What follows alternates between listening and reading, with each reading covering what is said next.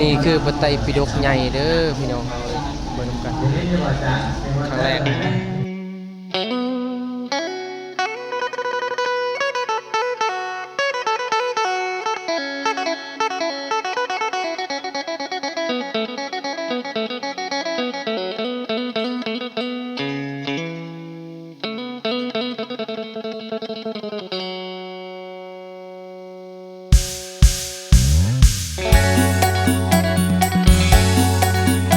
เอาเนาะพี่น้องอันนี้ก็คือการแห่พระไตรปิฎกเนาะครั้งแรกครั้งประวัติศาสตร์ของประเทศลาวพี่น้องเอ้ยเนาะ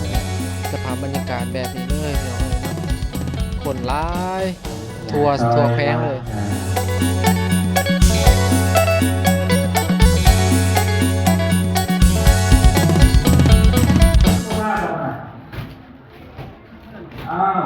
เอาจัดการในวันแก้ไขทุกอะไรทุกหาอะไรทุกอะไรแต่แก้เอาบันทึกประตาให้บ่ทุกเมื่อวันทุกใช้ก็ไหนเนาะเอาสำหรับทานอาหารด้วยอะไรด้วยมุ่งอะไรนี่ก็มุ่งทานอาหารออกไปเรื่อยๆเลยมุ่งทานอาหารสามเณรครูบาอาจารย์ที่มุ่งมาตลอดอะไรที่มุ่งเรื่องอะไรเด้อที่มุ่งเราไปทางตอนต้นน้ำอะไรเนาะที่ทางไปจันทร์มาเป็นวันเที่ยงไปเลยโดยทางประตูพระต้นนี่ได้ขนาดเนาะแต่วันนี้เพราะว่าเราเป็นทางครูบาอาจารย์นะผมจะใส่ถือไปนั่งอะไรถ้าเราพักนะถ้าเราพักพันโยนที่เขาถือมาถือไปนั่งได้ขนาดเด้อ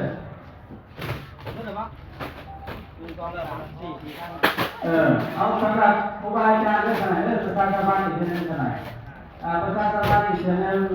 อาจารย์มหาเนาะอะไรเนาะพระมณีปริยัติเป็นมหาการฉลองกันนั่นอะไรอันนี้ก็เรื่องของเรื่องยางออกไปขึ้นรถที่เขาเลยประดับตกแต่งอลังการนั่นหน่อยอันนี้ว่าเรื่องหน่อยเรื่องต่อจากพระมหาเถระต่อจากพ่อแม่ครูบาอาจารย์เอาพ่อแม่ครูบาอาจารย์เป็นว่าน้ำหนาเราเป็นสัญลักษณ์ของความเป็นสิริมงคลของความหมายของแกนทางนี้เพิ่นก็กำลังจัดที่อยู่พี่น้องสาธุ สวัสดีน้องอันนี้พ่อได้สมัยเด้อยังเป็นรถยังโมมาแบบไหนสวัสดีรถผู้ชายตัวหาอินทร์เอาพี่ท่านใดตั้งไปก่อนแต่ตั้งเราด้วยขนาดเด้อพี่จะจงว่าเขาเป็นการแต่พี่น้องเพื่องานใหญ่กุศลใหญ่บรรยากาศเด้อครูบาอาจารย์พิธีผ่านก็ที่มาแล้วเนาะเนาะบรรยากาศอยู่วัดพี่น้องเอ้ยเนาะเดี๋ยวใส่เบิ่งอีกจะหน่อยทำการแห่พี่น้องเอ้ยเนาะครั้งหนึ่งในชีวิตเนาะทางประวัติศาสตร์อยู่ประเทศลาวเฮา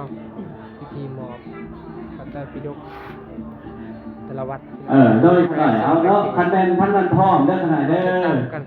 เป็นครูบาอาจารย์พ่อใช้เลยเนา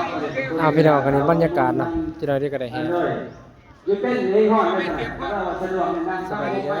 เอาพระไตรปิฎกไปน้ำยังบ่เฮ้เด้อสิได้แห่จะได้สบายดีเดี๋ยวนี้งานหนักเนาะนี่เนาะจับกองอย่างเดียวเจ้าก็ได้มาสวรรค์นักหน่วยมันหักกะย่างแล้วแต่ว่าไอ้นี่ลงระหว่างครูบาอาจารย์ครับโมหะทานอยากเจริญมันสิบ่เฮ็ดหยังว่าถ้าขี่รถไปไทยแถวนี้ได้เลยต้นไผ่เห็นบางคนขึ้นไปแล้วบ่ทันได้ต้องมาเยี่ยมกิโลบางคนมันที่จะคันกันแล้วผู้ใดสิมาเดินเอาพอสบายดีอันนี้ก็คือเมียอันบ่าวเตียงทองเด้อพี่น้องอันนี้แค่ทางนี้เด้ในน้ำปลาจ้อยเมียไผ่เจอเมียลุงกูโอ้นะยินดีที่ได้ฮู้จักเด้อเฮาซื้อจันเด้ออันนี้ก็คือบอสเพิ่นงามแฮงสวัสดีมาแต่ไสเนาะถ่ายคลิปยาแหละเฮาจักกันอยู่ไปเด้อครับไปปลดปล่อยหั่นแหละปลดปล่อยว่ายานะเฮากันได้ พี่น้องตอนนี้ก็สิได้ เอาอยู่ดีมีแหงเด้อ แห่ก่อนพี่น้อง ให้สุขในรูป อันนี้ ใน ให้ ใน เบิ่ง พยาน พระไตรปิ โล ฎก กา พี่น้อง เอาต่อมาโมทนาบุญนำพอ 15 ขอบทุ่งมีบ้านรัก35ผู้โมทนามาแล้วมีปัจจัยอยู่50,000กีบสาธุต่อมาโมทนาบุญนำแผ่ เอาเท่านั้น ไป เอา อ เล อย กเทพผู้ว่าบ้านผู้ใส่ เอาได้บ่เว้ยว่าบ่โก 50,000กีบสาธุเอา50มี50เศรษฐีเงินล้านกินอยู่บุกจุกอย่าลงปรารถนาสิ่งใดก็ขอให้ได้ดังสิ่งมุ่งมั่นปรารถนาทุกสิ่งทุกประการอายุวันโนสุขังพลังสาธุ ทางนั้นแห่เลย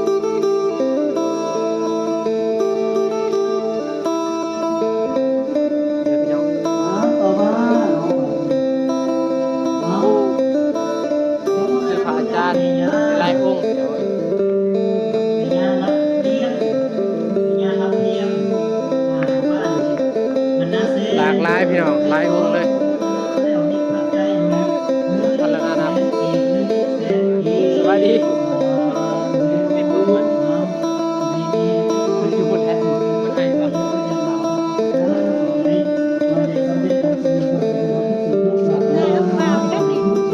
ถ่ายเลยถ่ายเลย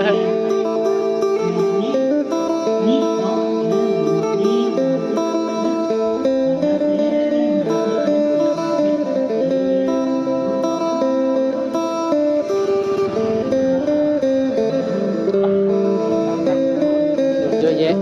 ใกล้บ่วะใกล้บ่ยังบ่4 กิโลเอาเติบอยู่โอ้4 กิโลหอดอยู่ครั้งแรกบ่นี่ครั้งแรกในชีวิตและนี่กันมันสิลงบุญอยู่ไหนลงไปลงใต้นั่นแหละนอนที่รถจักรมีรถจักรไปทางไหน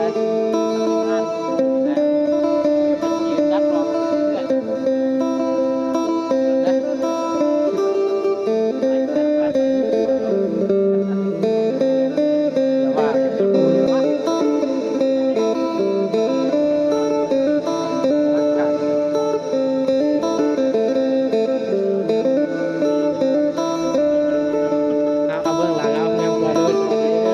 อันนี้บ่ได้พูดเลยเบาไล่ชื่อจันทพรเบาไล่จันทไว้อยู่ทางนั้นรู้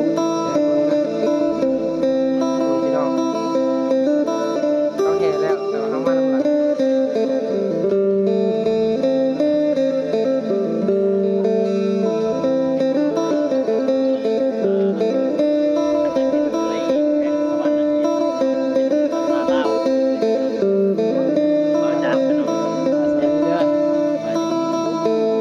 เอาไปแต่พี่ดกจักได้จักหัวหนึ่งเอาไปอ่านเลยแม่น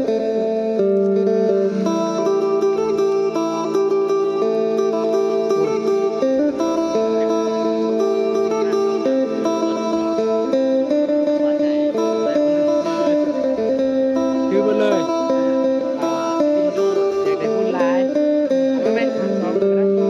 บินบอกเอาบรรยากาศบินดูเลยนะ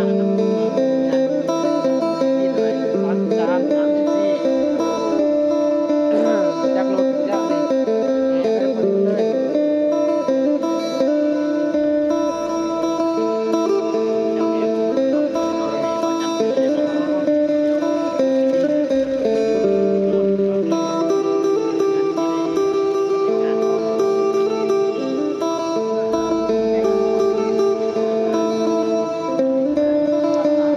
คักครั้งแรกพี่น้องเอ้ยเนาะดีใจหลายว่าจักกันเลยเก็บภาพบรรยากาศบ่ว่าจะเป็นเบื้องหน้าหรือเบื้องหลังก็แล้วแต่เพราะว่าเขาจะคนถือกล้องก่อนไปพี่น้องวัดสุนันทราราม จัดสี่แถวจัดไปว่าจัดสี่แถวเนาะจัดเป็นสี่แถว บรรยากาศคึกคืนกันเลย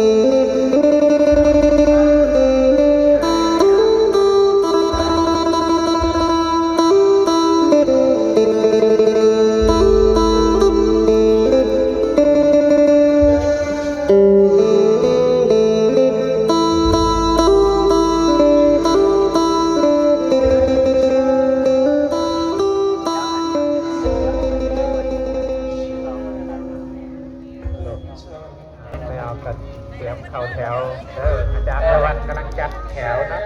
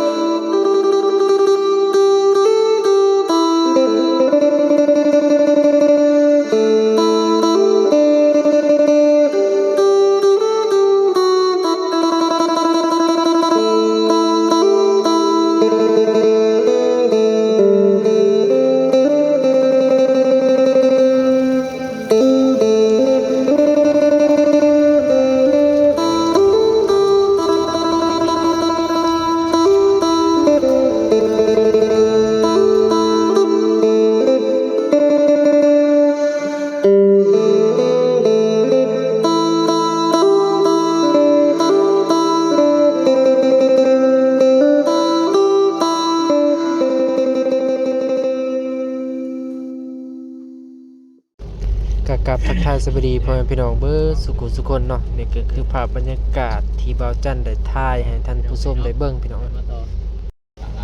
นี่ก็คือการแห่พระไตรปิฎกครั้งแรกของประเทศลาวพี่น้องเอ้ยเนาะเป็นฉบับภาษาลาวก็คือถ่ายให้พี่น้องได้เบิ่งอันนี้คือครูบาอาจารย์เพิ่นพี่น้องเอ้ยเนาะ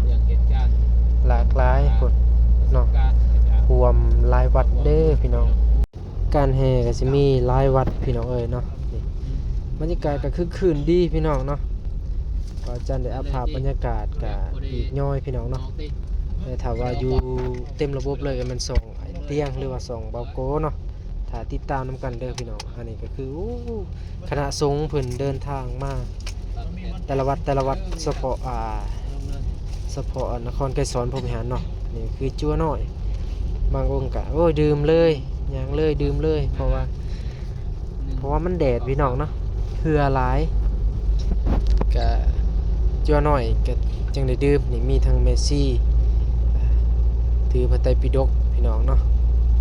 นี่บรรยากาศแต่ว่าทุ่งนี่เป็นทุ่งหยังบ่ฮู้บางจันก็บ่เข้าใจผู้ใดเข้าใจมีความรู้ก็คอมเมนต์มาเลยเด้อพี่น้องเนาะหลากหลายนะพี่น้องมีทั้งผู้หญิงมีทั้งผู้ชายเนาะผู้เฒ่าผู้แก่ทั้งผอและงอกทั้งผอไม่ออกผู้หนุ่มอาวุโสเนาะก็มีหมดพี่น้องเอ้ยเนาะหรือว่าชาวบ้านในแขวงสวรรค์ในเขตก็ว่าได้พี่น้องเอ้ยเนาะบ่จันมาฝากเสียงเอามีแต่ผู้เฒ่าผู้แก่หั่นเฒ่าแสลแก่สลาหลายก็บ่มีบางก็มีคือกันเนาะลังกงก็ได้ย่างพี่น้องเอ้ยเนาะที่บ่จันมาฝากย้อนว่ามันมีเสียงเพลง เนาะ ธรรมะ แม่น เป็นลิขสิทธิ์ของอ่าประเทศอื่นหั้นนะเขา แม่ จะ น จด มันเป็นได้ข้ามประเทศเนาะ โดย เพลง เป็นธรรมะของพระพุทธเจ้าของอันเขาจดไว้เด้ แม่น อันนี้มาพากย์เสียงเอาพี่น้องแต่ว่าทีมงานเฮาอีกอย่างเนาะพี่น้องนะกะเบาจันเพิ่นกะบ่ได้ใส่ไม้ใส่หยังไปหั่นน่ะมันเลยเสียงสดไปเลยเสียงเพลงมาติดใส่พี่น้องเป็นลิขสิทธิ์ของเขาอันนั้นพี่น้องนะกะทีมงานเฮากับบางซ่องกะติดคือกันได้เห็นเขาเจ้าว่าอยู่เขียนว่าติดแดงคือกันจักเขาสิแก้ไขจังไดกันกะทางบึงตื่มอีกพี่น้องเลยเอาให้เบาจัน บ่จันก็ได้ลงแล้วเทื่อนึงแต่ว่ามันติด แดงเนาะ ติดแดงแล้วก็เลยนี่แหละเอาภาพบรรยากาศให้ท่านผู้ชมได้เบิ่งนี่ก็คือไอเตียงเพิ่น พี่น้องอันนี้ก็คือการ เป็นคนนำหน้าพาทางทีมงาน ครั้งประวัติศาสตร์ของ เฮาได้ขึ้นมาฮอดสวรรค์ในมื้อนี้ก็เพื่อสิ่งนี้พี่น้องเอ้ยเนาะก็ขอบใจไอเตียงเพิ่นอันนี้ก็คืออุ้ยบ่จันเพิ่นว่าแดนฮอดหลายพี่น้องเอ้ย ใกล้ ฮอดแล้ว นี่เข้าในเลย เลื่อนหมด นี่คืออู้บ่ให้เว้าพี่น้องทั้งแดดฮอดตับแตกบ่จันว่าฮอดตับแตก ฮอดแล้วเนาะอ้าว ต้องได้เว้นต้องได้เบียดพี่น้องโอ้ ไปเซเว่นเด้อไอ้เด้อ ไปเซเว่นบ่แม่นโอ้เอาอีกแล้วพาก็ เสียงเอาเลย พา เอาเล พาย เสียงกับไปเซเว่นจอยบัดนี้เพราะว่าตอนนี้ฮอดเซโนเด้อพี่น้องเอ้ยเนาะมาจากสวรรค์เมื่อกี้แต่ก็อยากถ่ายให้เบิ่งอันแต่ว่ามันอยู่ในภาคพี่น้องเอ้ย นี่แหละ นี่บรรยากาศ แม่นแล้วเสียงมัน พี่น้องเอ้ยเป็นจะได้ก็อย่าลืมติดตามไปนำกันพี่น้องเนาะติดตามเบาจันแล้วก็ขอบใจทีมงาน โอ้โหนั่นนี่บุญยม เบิดสุขุสุคนเนาะทีมงานลาวกลางเบิดสุขุสุคนที่ติดตามเบาจัน ตัดทิศก็ตัดทิมตัว จนหนาลาพี่น้องเอ้ย ตอนจะ ย่าง เสียนะ เขาบอกยัง นี่เพื่อออกเพื่อแต่เพื่อเต้นพี่ เพ น้อง ราะ เอ้ย ตัดคลิปมีแต่ตอน ก็ตัดคลิปพี่น้องโอ้บโกนี่พาเว้าตลอดอ้าวบโกนี่เบิ่ง ใช่ อันนี้ บรรยากาศ บรรยากาศอีหยัง ตอนถวายบ่ แม่นบ่ นั่งเว้ากันกับพระอาจารย์ อ๋อ ทักทายก่อน ก็กำลังแฮเนาะคันสิแฮเข้ามาเนาะ เฮานี่ย่างไปนำนาแล้วนี่ โดยไป ขบวนแห่ ไปทาอยู่นา แม่น วัดพลสว่าง บ่ย่างบ่ทันฮอดยังนั่งพักผ่อนอยู่ระหว่างการเดินทาง เด้อ เด้ แต่ว่าตอนนี้ทางบาโกก็ลัดไปเบิ่งหนึงแล้วพี่น้อง ๆลัดไปไส ลัดอีกข้ามฝากแล้ว เอาอันเด้ๆเห็นบ่ทาอยู่พี่ย่างบ่สุดบ่ บ่ โอ้ บ่ได้ชนเมื่อย โอ้ น้ำลังหมูเลย ตายคัก เออ ไอ้ เมื่อย บ่จัน ก็ พั เป็น นผัดทอง ไม่นะ อ่า ไม่นะ ๆนี่แหละพี่น้องคณะสงฆ์หลายวัดหลายรูปหลายองค์พี่น้องเนาะเดินแห่ขบวนทีมงานพวกเฮาก็โอ้ย่างลัดหน้าลัดหลังหั่นแหละเนาะสู้เป็นสู้พี่น้องเอ้ย